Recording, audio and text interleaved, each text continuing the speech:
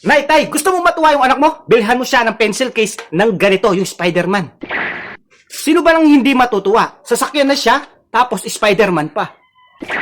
Bakit trending na trending to sa TikTok? Mga idol, bukod sa sasakyan na Spider-Man, tapos pencil case pa siya at napakaganda mga idol. Ito, tingnan mo, oh. Ayun, oh, napakalupit niya, napakaganda, oh. Tingnan mo, 2 layer na yun mga idol. 2 layer na, tapos meron pa siyang ano dito, yung pantasa.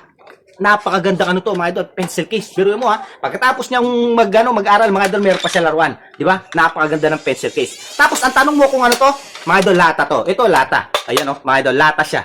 Napakalupit niya. Tapos yung gulong niya rito, mga plastic lang, yan. Pero yung tuwa ng anak mo mga idol, hindi mo mabibili ng pera. Mga idol, napakalupit kasi nito.